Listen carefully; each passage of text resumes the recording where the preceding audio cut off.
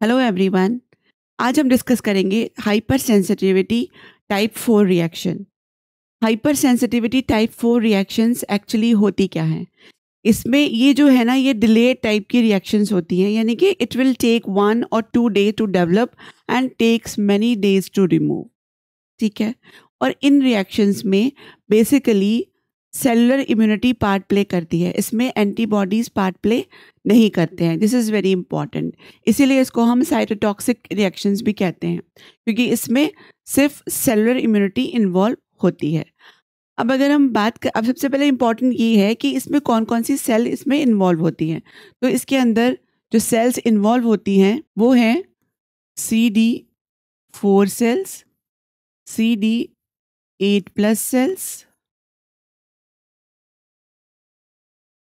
Macrophages जो कि antigen presenting sales हैं, राइट, इफेक्टर सेल्स, ओके, ईसनोफिल्स,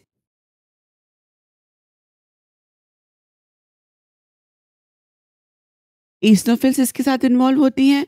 और कौन सी इसके साथ इन्वॉल्व होती हैं? CD8 सेल्स हो गई, मैक्रोफेजेस हो गई हैं, है ना। ये सारी सेल्स जो होती हैं, इसमें किलर सेल्स को क्यों भूल रहे हैं हम? तो ये सेल्स हैं जो इस इम्यूनिटी में पार्ट प्ले करती है, राइट। अब अगर हम बात करें इस रिएक्शन की, हाइपर सेंसिटिविटी टाइप 4 रिएक्शन की, तो एक्चुअली एक तो ये हो गई सेलुलर टाइप की, और दूसरा हो गई इसका एक और सब टाइप है, जिसमें क्या होता है कि जो एंटीजन है बेसिकली, यानी कि जो पैथोजन है, वो इंट्रा सेलुलर जो है वो प्रेजेंट होता है, इंट्रा सेलुलर वो प्रेजेंट होता है। तो उसको फिर वो हाइपर सेंसिटिव उसमें कैसे डेवलप होती है, और अगर वो कॉन्टैक्ट डर्मेटाइटिस टाइप के रिएक्शंस हैं तो उसमें कैसे डेवलप होती है। तो इसको अब हम 1 by 1 डिस्कस करते हैं, राइट। तो सबसे पहले हम कौन सा डिस्कस करेंगे? सबसे पहले हम इसका एक सब टाइप डिस्कस करेंगे, जो है कौन सा, कॉन्टैक्ट डर्मेटाइटिस टाइप के रिएक्शन जैसे डेवलप होती है। जैसे ब्लिस्टर्स आपने देखा होगा, जिन लोगों को एलर्जी होती है किसी भी केमिकल सब्सटेंस से, जैसे कि सोप हो गया, मेटल हो गया, कोई पॉइजन हो गया, या फिर डिटर्जेंट हो गया, है ना। तो ये क्या होता है, इससे कुछ लोगों को एलर्जी होती है, और एलर्जी होने की वजह से वहाँ पर इचिंग होना, रेडनेस होना, या फिर वहाँ पर ब्लिस्टर्स का फॉर्मेशन हो जाना, ये सारी सिम्टम्स जो हैं वो देखे गए हैं इसके अंदर। अब ये जो रिएक्शन है कॉन्टैक्ट डर्मेटाइटिस टाइप की, इसके अंदर जो ब्लिस्टर्स का फॉर्मेशन होता है वो बेसिकली होता किस वजह से है कि वहाँ पर फ्लूइड का एक्यूमुलेशन हो जाता है इस रिएक्शन में। ठीक है।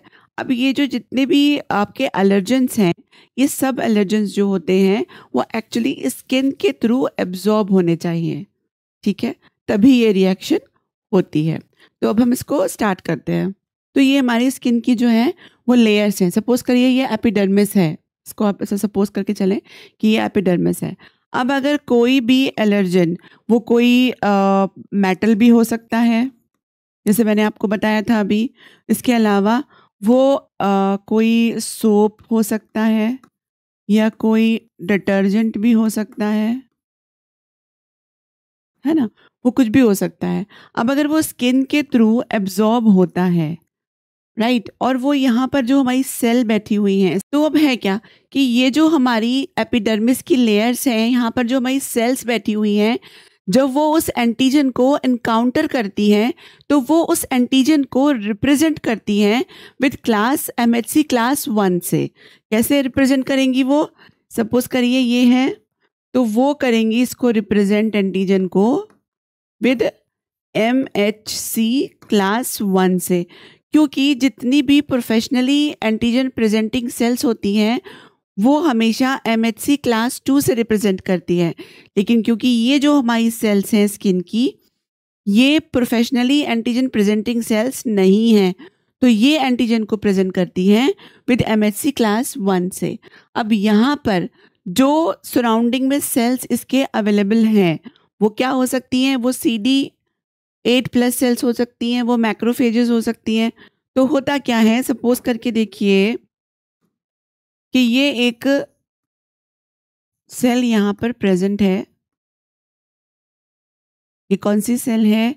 ये CD8+ प्लस पॉजिटिव है, CD3 प्लस पॉजिटिव है, और इसके पास क्या है, इसके पास TCR भी है।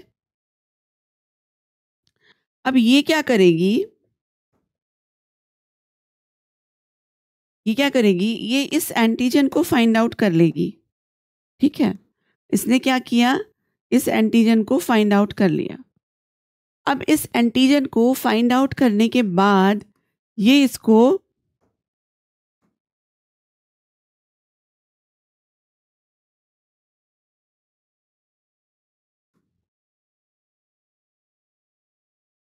एंटीजन को फाइंड आउट करने के बाद अब ये इस एंटीजन को किल करेगी। कैसे करेगी, ये जो CD8 प्लस सेल यहाँ पर प्रेजेंट थी, ये दो तरह से इस एंटीजन को या इस सेल को किल करेगी। वो कैसे करेगी, एक तो वो करेगी क्या कि वो परफोरिन को रिलीज करेगी। परफोरिन क्या करता है, कि परफोरिन क्या करेगा कि इस सेल के अंदर पोर कर देगा, पोर का फॉर्मेशन कर देगा। और दूसरे तरीके से ये क्या करेगी कि ये अपने जितने भी ग्रेन्जाइम्स हैं इसके पास अवेलेबल हैं, वो सारे ग्रेन्जाइम्स, ये जितने भी ग्रेन्जाइम्स हैं ये उनको रिलीज करेगी। ये ग्रेन्जाइम्स क्या हैं, इसके पास ये हैंड बॉम्ब्स हैं जो ये इसके ऊपर डालेगी और सेल को किल कर देगी। राइट, तो अब क्या होगा कि जब सेल जो है वो ब्रोकन हो जाएगी, सेलाइज्ड हो जाएगी, तो यहाँ पर क्या होगा कि सेल का डेब्रिस इकट्ठा हो जाएगा। राइट, और इन्फ्लामेशन होगा, वहाँ पर फ्लूइड का एक्यूमुलेशन होगा, और फ्लूइड के एक्यूमुलेशन होने की वजह से ये जो पार्ट है वो एक डोम शेप का अपीयर हो जाएगा, ब्लिस्टरिंग जिसे हम कहते हैं।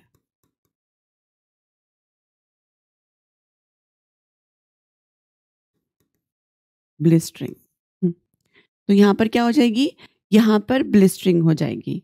तो ये जो रिएक्शन है, ये अब रिएक्शन किन किन केसेस में आप देख सकते हैं, जैसे कि आप कांटेक्ट, जैसे कि एक तो मैंने आपको अभी एग्जांपल बताया ही था कि कांटेक्ट डर्मेटाइटिस टाइप की रिएक्शन जो होती है वो ये रिएक्शन होती है।